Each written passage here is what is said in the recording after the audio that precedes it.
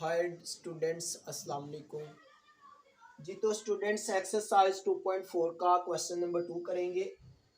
Question number 2 में वो कहता है शो डैट मीन के साबित कीजिए, प्रूव कीजिए लेफ्ट हैंड साइड को इक्वल लेकर आना है राइट हैंड साइड के। तो करते हैं, देखते हैं कि इसको हम जो है वो इजी मेथड से सोल्व करेंगे।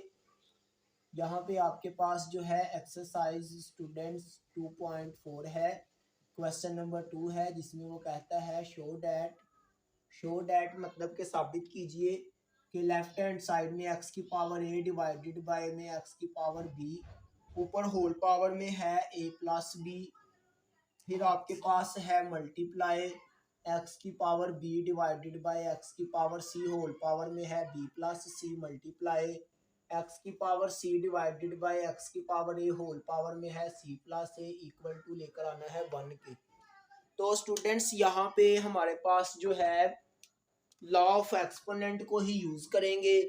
तो यहाँ पे हम लिख लेते हैं, इसको एज इट इज ही सोल्व करते जाएंगे और राइट हैंड साइड में 1 साथ ही लेते जाएंगे। लेफ्ट साइड को लेफ्ट साइड पे सोल्व करते जाएंगे, राइट साइड में 1 जो है एज इट इज लेते आएंगे, यानी लेफ्ट साइड को सोल्व करके हमें स्टूडेंट्स आंसर 1 लेकर आना है राइट के इक्वल।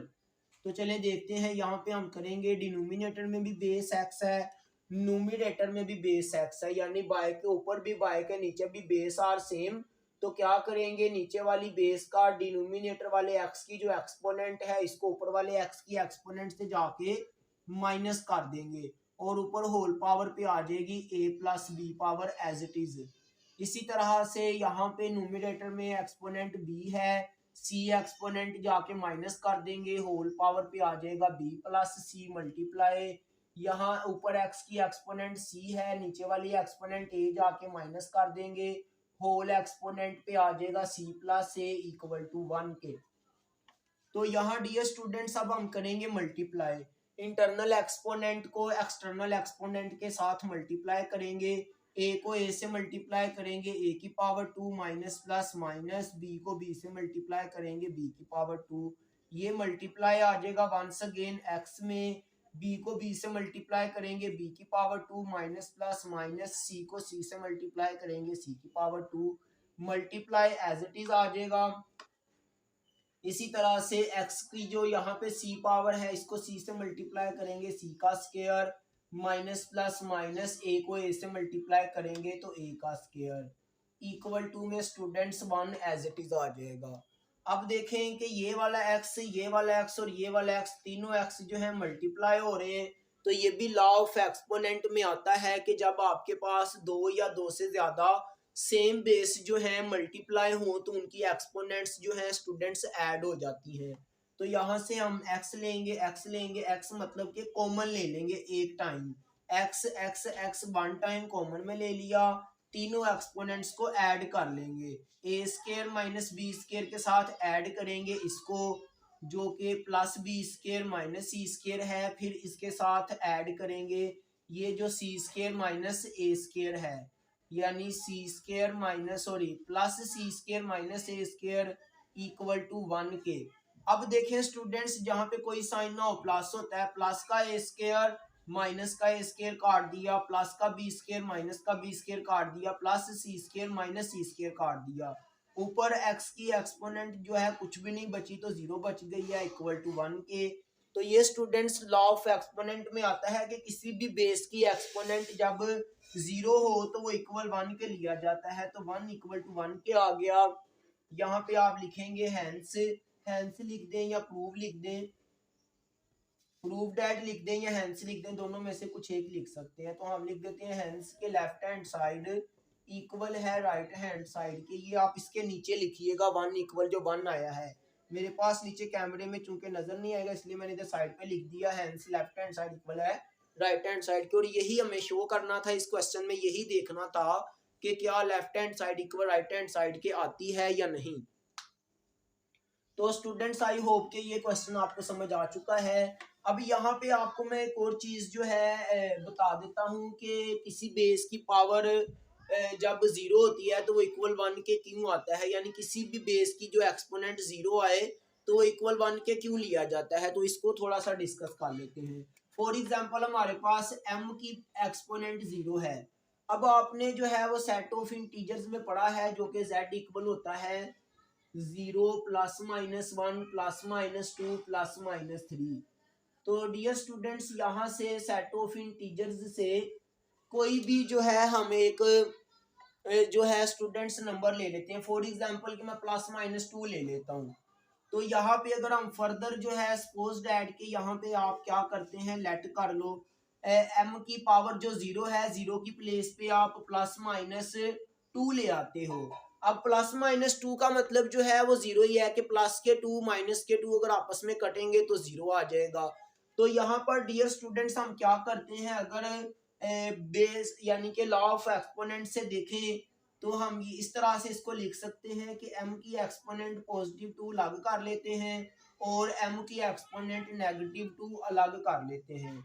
तो अब देखेंगे ये जो नेगेटिव वाली आपके पास एक्सपोनेंट है m की, अगर आप इसको पॉजिटिव करना चाहें तो m आपका डिनोमिनेटर में चला जाएगा। तो ऊपर नीचे जो है वो m की एक्सपोनेंट सेम हो गई है, तो ऊपर नीचे वैल्यू सेम हो तो काट दोगे m² 1 m², तो फाइनली आपके पास जो आंसर आएगा 1 आ जाएगा। तो इस तरह से जो है आप इसको कॉन्सेप्ट को ले सकते हैं कि इस तरह से जो है वो किसी भी बेस की जो एक्सपोनेंट 0 है वो इसलिए इक्वल 1 के कंसीडर किया जाता है जी। तो स्टूडेंट्स हम क्वेश्चन नंबर जो है 3 इसको देख लेते हैं। क्वेश्चन नंबर 3 में वो कहता है सिंप्लीफाई कीजिए, मुख्तसर कीजिए। तो इसका जो पहला क्वेश्चन है आपके पास स्टूडेंट्स एक्सरसाइज का यहाँ लिख लेते हैं, मेंशन कर देता हूँ। एक्सरसाइज 2.4 का क्वेश्चन नंबर 3 जो है इसमें आपको जो है वो सिंप्लीफाई करना है। तो फर्स्ट क्वेश्चन यहाँ मैं लिखता हूँ, यहाँ पे 2 की एक्सपोनेंट है 1/3 मल्टीप्लाई स्टूडेंट्स 27 की एक्सपोनेंट है 1/3। वंस अगेन लिख लेते हैं मल्टीप्लाई 60 की एक्सपोनेंट जो है वो है 1/2 डिवाइडेड बाय में डिनोमिनेटर में 180 की जो एक्सपोनेंट है वो है 1/2। फिर जो है स्टूडेंट्स मल्टीप्लाई ब्रैकेट में 4 की जो एक्सपोनेंट है वो है -1/3। फिर मल्टीप्लाई है 9 की जो एक्सपोनेंट है वो है 1/4। तो स्टूडेंट्स ये आपके पास जो है क्वेश्चन है जिसको हमें सोल्व करना है, सिंप्लीफाई करना है, मुख्तसर करना है। तो चले यहाँ पे हम जो लिखेंगे वो लिख लेते हैं सॉल्यूशन। स्टार्ट पे इक्वल लगाएंगे, 2 की एक्सपोनेंट 1/3 एज इट इज आ जाएगी मल्टीप्लाई 27 को हम लिखेंगे एक्सपोनेंशियल फॉर्म में 3 की पावर 3।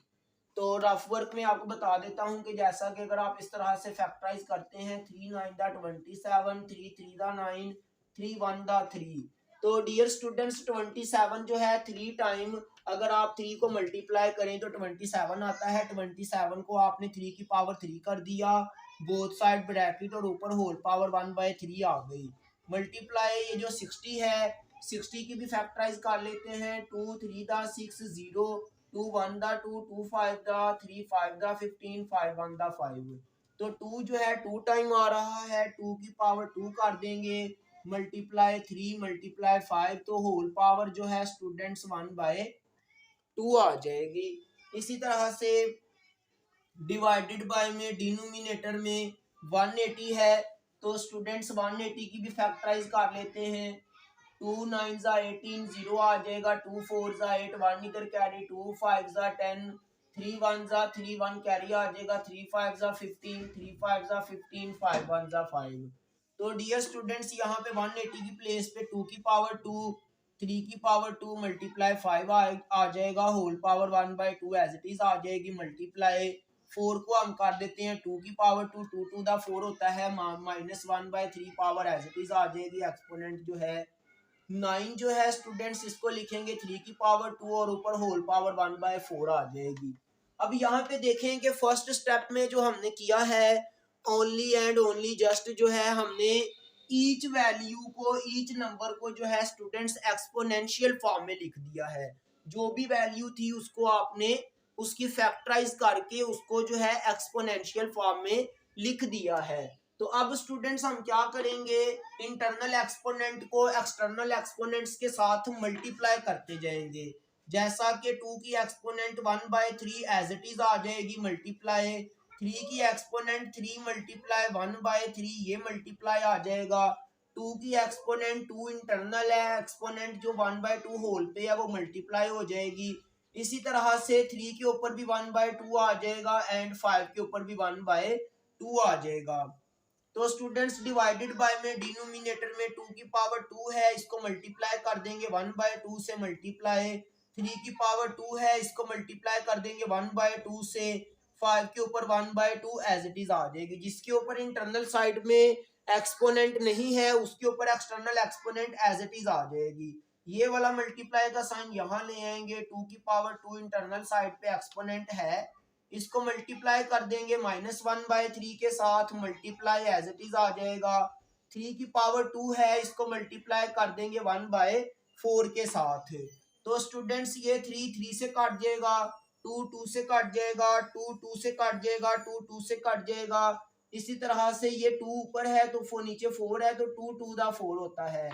तो अब स्टूडेंट्स हम एक काम करते हैं, इधर साइड पे लाइन लगा लेते हैं और बाकी जो है इधर कर लेते हैं ताकि आसानी से कैमरे में नजर आ सके। अब आपके पास जो है 2 की एक्सपोनेंट 1/3 ये तो एज इट इज आ जाएगा, मल्टीप्लाई भी एज इट इज आ जाएगा। ये आपके पास 3 की एक्सपोनेंट कुछ नहीं बची है तो 1 बच गई है, मल्टीप्लाई। 2 की एक्सपोनेंट कुछ नहीं बची है तो 1 बच गई है, मल्टीप्लाई। अब ये 1 लिखना कंपल्सरी नहीं होता क्योंकि किसी भी बेस की एक्सपोनेंट कुछ ना हो तो 1 होती है।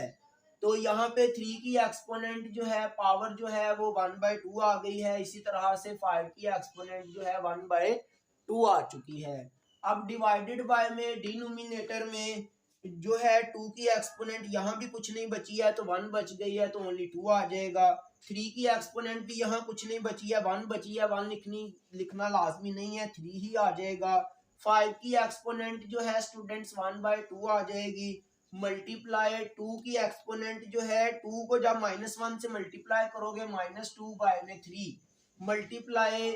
3 की एक्सपोनेंट जो है 1/2 आ जाएगी। अब देखें कि ऊपर न्यूमरेटर में एंड डिनोमिनेटर में जब स्टूडेंट्स आपके पास न्यूमरेटर बाय डिनोमिनेटर में सारे मल्टीप्लीकेटिव फैक्टर हों, अगर तो सेंटर में यहाँ पे मल्टीप्लाई की जगह पे प्लस माइनस आ जाए तो फिर हम इनको ऊपर नीचे नहीं काट सकते हैं, फिर ऊपर नीचे सेम टर्म्स जो है नहीं कट सकती है जब तक कि टोटल सेम ना हो।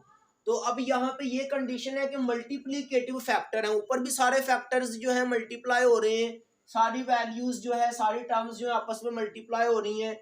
डिनोमिनेटर में भी स्टूडेंट्स सारी वैल्यूज जो है आपस में प्रोडक्ट हो रही है, मीन के मल्टीप्लाई हो रही है। तो हम क्या करेंगे, न्यूमरेटर बाय डिनोमिनेटर में ऊपर बाय के और बाय के नीचे जो जो फैक्टर्स जो वैल्यूज जो टर्म्स सेम है उनको काटते जाएंगे। 2 से काट देंगे, 3 से काट देंगे। इसी तरह से 5 की पावर 1/2 5 की पावर 1/2 से काट देंगे, 3 की पावर 1/2 3 की पावर 1/2 से काट देंगे। अब ऊपर जो न्यूमरेटर में बचा है वो है 2 की पावर 1/3, डिनोमिनेटर में स्टूडेंट्स जो बचा है वो है 2 की पावर -2/3। तो ऊपर 2 की पावर 1/3 के साथ नीचे वाली एक्सपोनेंट जो है -2/3 ऊपर जाके प्लस हो जाएगी। तो यहाँ स्टूडेंट्स एलसीएम लेंगे तो 3 एलसीएम आ जाएगा, 3 से कट जाएगा 1 + 2। तो फाइनली जो है बाकी रिमेनिंग इधर कर देता हूँ, 2 में 1 ऐड करेंगे तो 2 की एक्सपोनेंट 3/3, 3 1 3 होता है तो 2 की एक्सपोनेंट कुछ नहीं बची है तो 1 है। तो स्टूडेंट्स ओनली 2 जो है इस क्वेश्चन का आपके पास आंसर आ चुका है। तो इसको वंस अगेन एक्सप्लेन कर देता हूँ। फर्स्ट ऑफ ऑल ये 2 की पावर 1/3 एज इट इज आ गया, 27 को आपने एक्सपोनेंशियल फॉर्म में लिख दिया, 60 की भी आपने फैक्टराइज की तो 2 की पावर 2 3 × 5 एज इट इज आ गया, 180 की फैक्टराइज की है तो 2 की पावर 2 × 3 की पावर 2 × 5 आ गया, 4 की फैक्टराइज की है तो 2 की पावर 2 आ गई है, 9 की फैक्टराइज की है तो 3 की पावर 2 आ गई है। यानी फर्स्ट स्टेप में स्टूडेंट्स आपने जो गिवन फिगर्स थे, गिवन वैल्यूज थी, काउंटिंग के जो नंबर्स थे उनको आपने ब्रैकेट्स के अंदर एक्सपोनेंशियल फॉर्म में, पावर की फॉर्म में, कुव्वत की शक्ल में लिख लिया। अब इंटरनल एक्सपोनेंट्स को एक्सटर्नल एक्सपोनेंट के साथ इस स्टेप में मल्टीप्लाई किया, जो कट रहा था काट दिया, जो रिमेनिंग है वो ये आ गया। अब रिमेनिंग में जो ऊपर न्यूमरेटर और डिनोमिनेटर में कॉमन था, सेम था स्टूडेंट्स, वो आपने काट दिया, जो रिमेनिंग है वो दिस फ्रैक्शन है। तो रिमेनिंग में देखा तो नीचे वाली भी बेस 2 है, ऊपर वाली भी बेस 2 है, बेस आर सेम, तो नीचे वाली एक्सपोनेंट ऊपर वाली एक्सपोनेंट के साथ आके प्लस हो गई, क्योंकि नीचे नेगेटिव में थी माइनस में थी। तो एलसीएम लिया, एलसीएम लेके सोल्व किया मैथमेटिकली, तो ये आपके पास जो है स्टूडेंट्स 2 आंसर आ चुका है जी। तो आई होप कि आपको समझ आ चुका है।